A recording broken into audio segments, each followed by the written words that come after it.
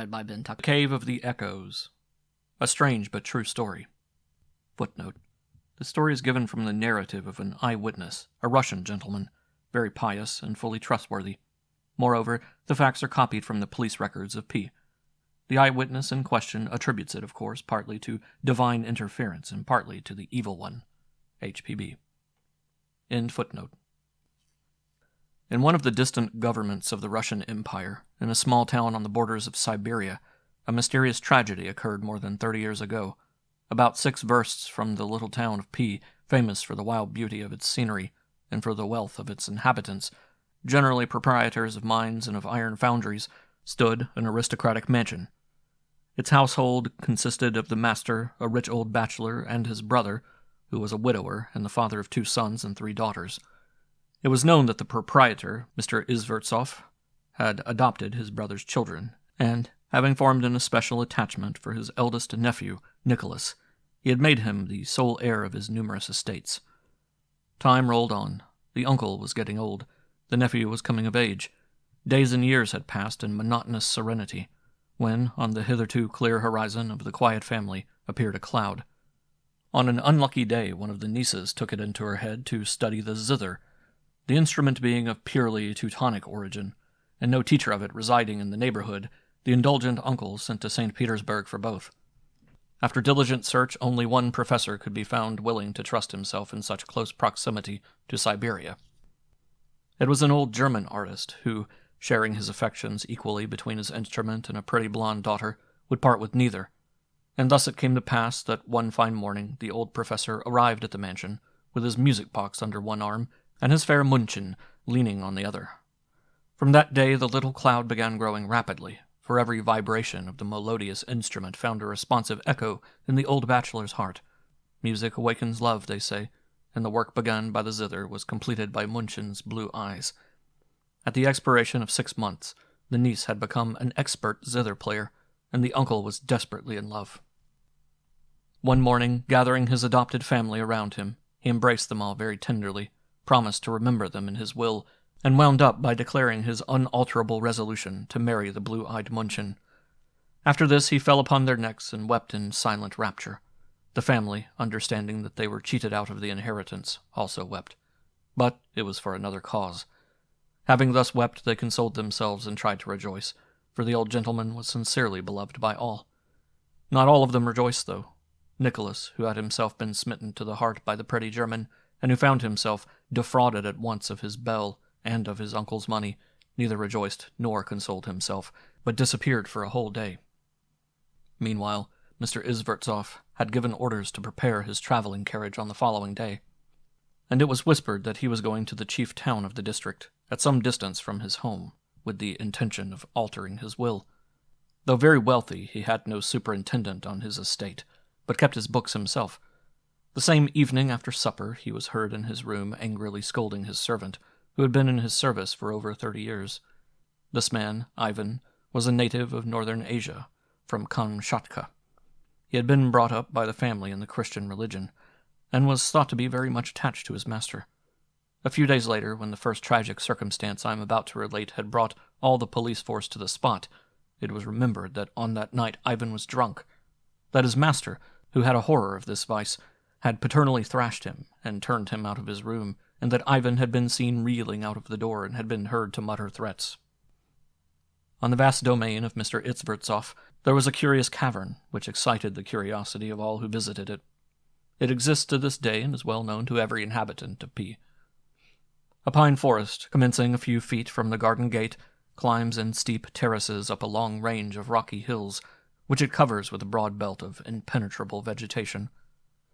The grotto leading into the cavern, which is known as the Cave of the Echoes, is situated about a half a mile from the site of the mansion, from which it appears as a small excavation in the hillside, almost hidden by luxuriant plants, but not so completely as to prevent any person entering it from being readily seen from the terrace in front of the house.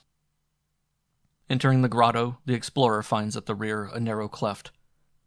Having passed through which he emerges into a lofty cavern, feebly lighted through fissures in the vaulted roof 50 feet from the ground. The cavern itself is immense, and would easily hold between 2,000 and 3,000 people. A part of it, in the days of Mr. Itzvertsoff, was paved with flagstones and was often used in the summer as a ballroom by picnic parties. Of an irregular oval, it gradually narrows into a broad corridor, which runs for several miles underground, opening here and there into other chambers, as large and lofty as the ballroom, but, unlike this, impassable otherwise than in a boat, as they are always full of water. These natural basins have the reputation of being unfathomable. On the margin of the first of these is a small platform with several mossy rustic seats arranged on it, and it is from this spot that the phenomenal echoes which give the cavern its name are heard in all their weirdness. A word pronounced in a whisper, or even a sigh, is caught up by endless mocking voices, and instead of diminishing in volume as honest echoes do, the sound grows louder and louder at every successive repetition, until at last it bursts forth like the repercussion of a pistol shot, and recedes in a plaintive wail down the corridor. On the day in question, Mr. Itzvertsoff had mentioned his intention of having a dance party in this cave on his wedding day, which he had fixed for an early date.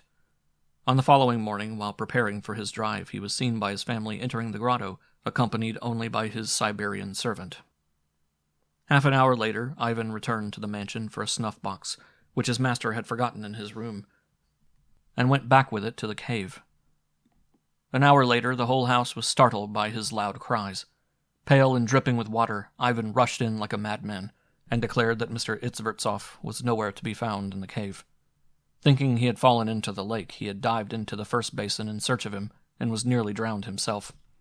The day passed in vain attempts to find the body. The police filled the house, and louder than the rest in his despair was Nicholas, the nephew, who had returned home only to meet the sad tidings. A dark suspicion fell upon Ivan, the Siberian. He had been struck by his master the night before, and had been heard to swear revenge.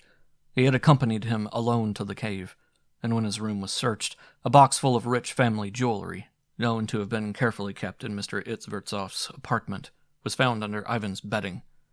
Vainly did the serf call God to witness that the box had been given to him in charge by his master himself, just before they proceeded to the cave, that it was the latter's purpose to have the jewelry reset, as he intended it for a wedding present to his bride, and that he, Ivan, would willingly give his own life to recall that of his master if he knew him to be dead. No heed was paid to him, however, and he was arrested and thrown into prison upon a charge of murder. There he was left, for under the Russian law a criminal cannot, at any rate he could not in those days, be sentenced for a crime, however conclusive the circumstantial evidence, unless he confessed his guilt. After a week had passed in useless search, the family arrayed themselves in deep mourning, and as the will, as originally drawn, remained without a codicil, the whole of the property passed into the hands of the nephew. The old teacher and his daughter bore this sudden reverse of fortune with true Germanic phlegm, and prepared to depart. Taking again his zither under one arm, the old man was about to lead away his Munchin by the other, when the nephew stopped him by offering himself as the fair damsel's husband in the place of his departed uncle. The change was found to be an agreeable one, and without much ado the young people were married. 10 years roll away, and we meet the happy family once more at the beginning of 1859. The fair Munchin had grown fat and vulgar. From the day of the old man's disappearance, Nicholas had become morose and retired in his habits, and many wondered at the change in him, for now he was never seen to smile. It seemed as if his only aim in life were to find out his uncle's murderer, or rather to bring Ivan to confess his guilt. But the man still persisted that he was innocent. An only son had been born to the young couple, and a strange child it was. Small, delicate, and ever ailing, his frail life seemed to hang by a thread. When his features were in repose, his resemblance to his uncle was so striking that the members of the family often shrank from him in terror. It was the pale, shriveled face of a man of 60 upon the shoulders of a child 9 years old. He was never seen either to laugh or to play, but, perched in his high chair, would gravely sit there, folding his arms in a way peculiar to the late Mr. Itzvertsoff, and thus he would remain for hours, drowsy and motionless. His nurses were often seen furtively crossing themselves at night, upon approaching him, and not one of them would consent to sleep alone with him in the nursery. His father's behavior towards him was still more strange. He seemed to love him passionately, and at the same time to hate him bitterly. He seldom embraced or caressed the child, but with livid cheek and staring eye he would pass long hours watching him, as the child sat quietly in his corner, in his goblin-like, old-fashioned way. The child had never left the estate, and few outside the family knew of his existence. About the middle of July, a tall Hungarian traveler, preceded by a great reputation for eccentricity, wealth, and mysterious powers, arrived at the town of P from the north, where, it was said, he had resided for many years. He settled in the little town in company with a shaman, or South Siberian magician, on whom he was said to make mesmeric experiments. He gave dinners and parties, and invariably exhibited his shaman, of whom he felt very proud, for the amusement of his guests. One day the notables of P made an unexpected invasion of the domains of Nicholas Itzvertsov, and requested the loan of his cave for an evening entertainment. Nicholas consented with great reluctance, and only after still greater hesitancy was he prevailed upon to join the party. The first cavern and the platform beside the bottomless lake glittered with lights. Hundreds of flickering candles and torches, stuck in the clefts of the rocks, illuminated the place and drove the shadows from the mossy nooks and corners where they had crouched undisturbed for many years.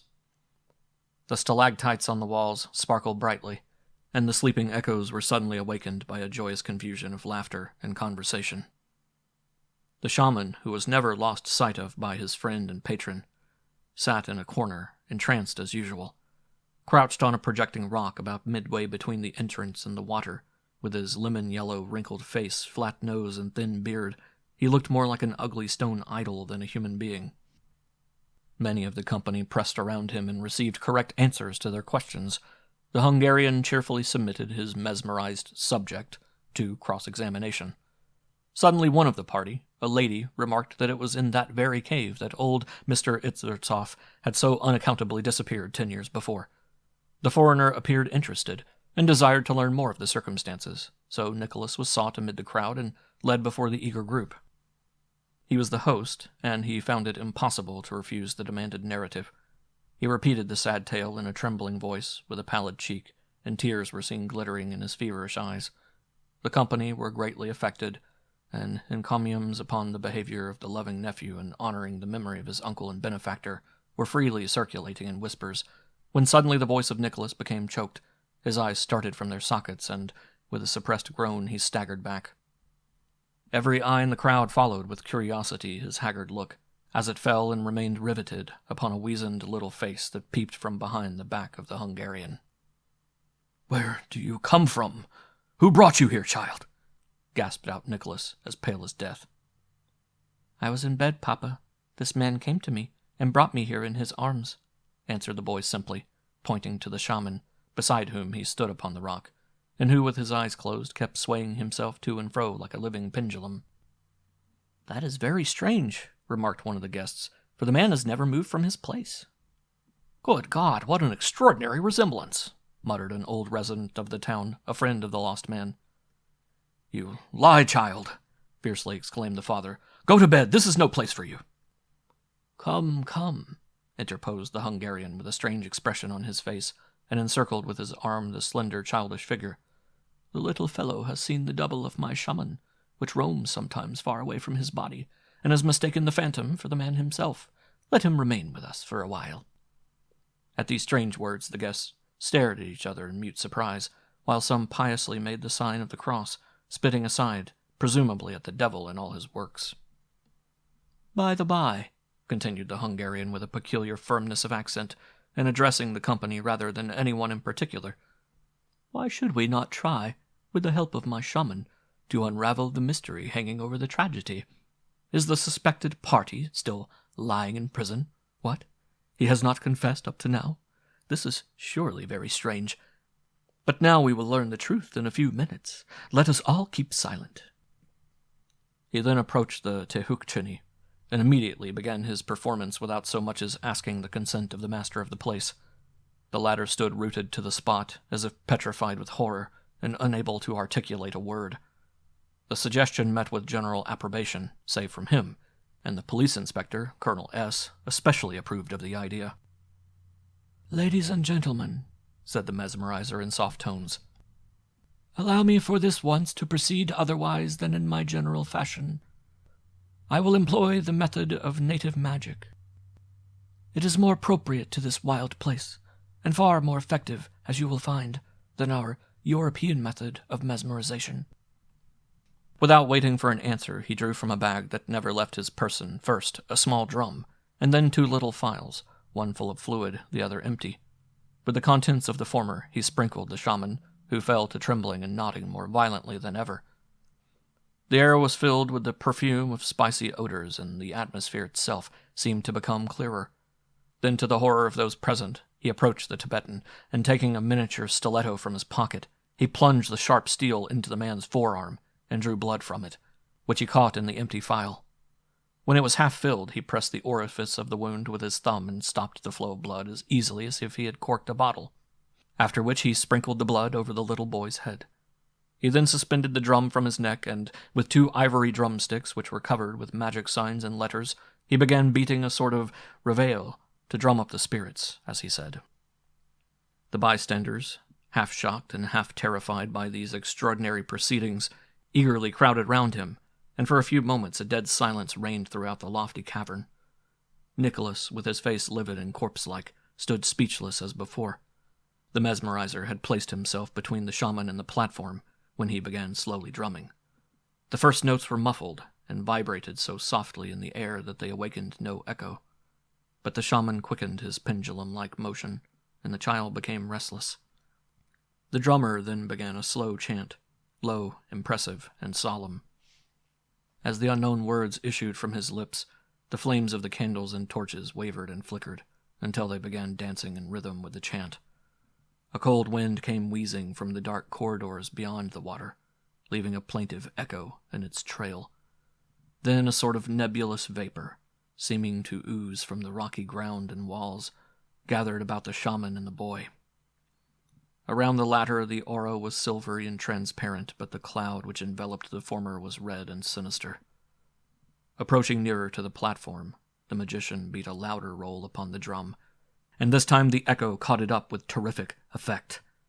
It reverberated near and far in incessant peals. One wail followed another, louder and louder, until the thunderous roar seemed the chorus of 1,000 demon voices rising from the fathomless depths of the lake. The water itself, whose surface, illuminated by many lights, had previously been smooth as a sheet of glass, became suddenly agitated, as if a powerful gust of wind had swept over its unruffled face.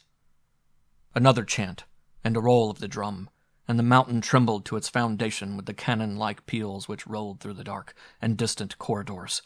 The shaman's body rose 2 yards in the air, and nodding and swaying sat self-suspended like an apparition. But the transformation which now occurred in the boy chilled everyone, as they speechlessly watched the scene. The silvery cloud about the boy now seemed to lift him too into the air. But unlike the shaman, his feet never left the ground. The child began to grow, as though the work of years was miraculously accomplished in a few seconds. He became tall and large, and his senile features grew older with the aging of his body. A few more seconds and the youthful form had entirely disappeared. It was totally absorbed in another individuality, and to the horror of those present who had been familiar with his appearance, this individuality was that of old Mr. Itzvertsoff, and on his temple was a large gaping wound from which trickled great drops of blood. This phantom moved towards Nicholas, till it stood directly in front of him, while he, with his hair standing erect, with the look of a madman, gazed at his own son, transformed into his uncle. The sepulchral silence was broken by the Hungarian who addressed the child phantom, asked him in solemn voice, "In the name of the great master, of him who has all power, answer the truth, and nothing but the truth. Restless spirit, hast thou been lost by accident, or foully murdered?" The spectre's lips moved, but it was the echo which answered for them in lugubrious shouts. "Murdered! Murdered! Murdered!" "Where? How? By whom?" asked the conjurer. The apparition pointed a finger at Nicholas, and, without removing its gaze or lowering its arm, retreated backwards, slowly, towards the lake. At every step it took, the young Itzvertsoff, as if compelled by some irresistible fascination, advanced a step towards it, until the phantom reached the lake, and the next moment was seen gliding on its surface. It was a fearful, ghostly scene. When he had come within 2 steps of the brink of the watery abyss, a violent convulsion ran through the frame of the guilty man. Flinging himself upon his knees, he clung to one of the rustic seats with a desperate clutch, and staring wildly, uttered a long, piercing cry of agony. The phantom now remained motionless on the water, and bending its extended finger slowly beckoned him to come. Crouched in abject terror, the wretched man shrieked until the cavern rang again and again. "I did not! No, I did not murder you!" Then came a splash, and now it was the boy who was in the dark water, struggling for his life in the middle of the lake, with the same motionless, stern apparition brooding over him. "Papa, Papa, save me! I am drowning!" cried a piteous little voice amid the uproar of the mocking echoes. "My boy!" shrieked Nicholas, in the accents of a maniac, springing to his feet. "My boy! Save him! Oh, save him! Yes, I confess, I am the murderer! It is I who killed him!" Another splash, and the phantom disappeared. With a cry of horror, the company rushed towards the platform, but their feet were suddenly rooted to the ground, as they saw amid the swirling eddies a whitish, shapeless mass holding the murderer and the boy in tight embrace, and slowly sinking into the bottomless lake. On the morning after these occurrences, when, after a sleepless night, some of the party visited the residence of the Hungarian gentleman, they found it closed and deserted. He and the shaman had disappeared. Many are among the old inhabitants of P who remember him. The police inspector, Colonel S., dying a few years ago in the full assurance that the noble traveler was the devil. To add to the general consternation, the Itzvertsov mansion took fire on that same night and was completely destroyed. The archbishop performed the ceremony of exorcism, but the locality is considered accursed to this day. The government investigated the facts and ordered silence.